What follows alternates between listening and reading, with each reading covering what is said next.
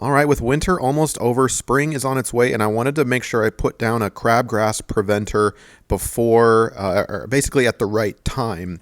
That is right after the snow melts and before things start budding. But when is that right time? So before you just start throwing down fertilizer or preventer, we're going to look at two websites. One of these says from the University of Massachusetts that crabgrass germination happens about 55 degrees within the first couple of inches of soil, and if it stays that way for 4 to 5 days, there's another source here, 2-inch depth at 55 degrees for 3 days. You want to get your crabgrass preventer down before or in that period of time. So I'm checking the local weather here, and we've got temperatures up into the 60s. So how are we going to measure that 2 inches of topsoil? So I don't really recommend this because it's a kitchen item. We're going to be poking it into the ground outside.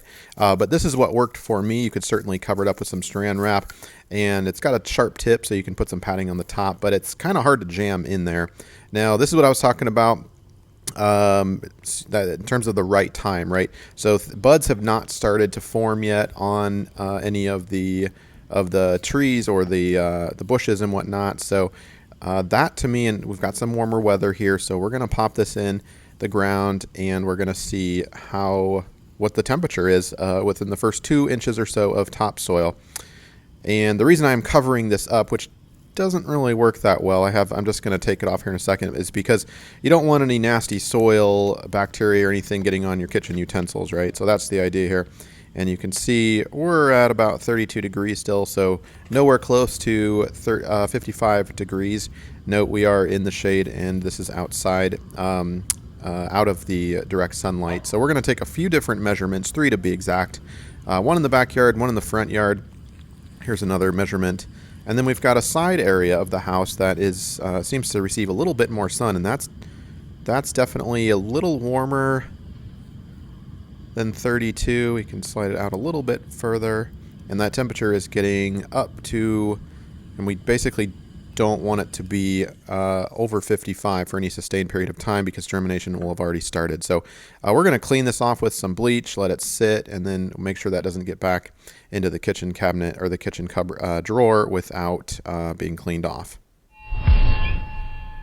By the way, if this is your first time watching a video on my channel, welcome. Click that like button if this is doing you any favors. Don't forget to subscribe and perhaps consider sharing this video with a friend or family who might benefit. So, all right, back to business here. This is what we're dealing with.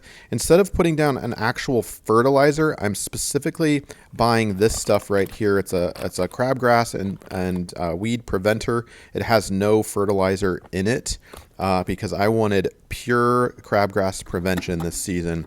So this is what I bought, and I'll put a link down in the description below if you're interested in picking this up or something like it. And we're going to put it into this spreader, and make sure you read the instructions on the back for all proper precautions, and make sure that your spreader is set to the correct dial number, whatever type of spreader you're using.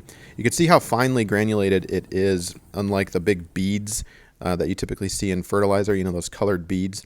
This stuff is really fine, and this is what it looks like when you spread it down. You can see it's the little orange dot. So a lot of great coverage here, and it does leave a little bit of residue, so make sure you mark your grass afterwards to make sure no kids, pets, or anything like that play in it. You don't want them touching this stuff or ingesting it or having it absorbed through their skin or anything like that. And then we're taking the leaf blower here, booting that up for the first time this season, and blowing this stuff off the cement because it does indeed, at least it says it does, it stains. And I love this thing, by the way, but that's another story.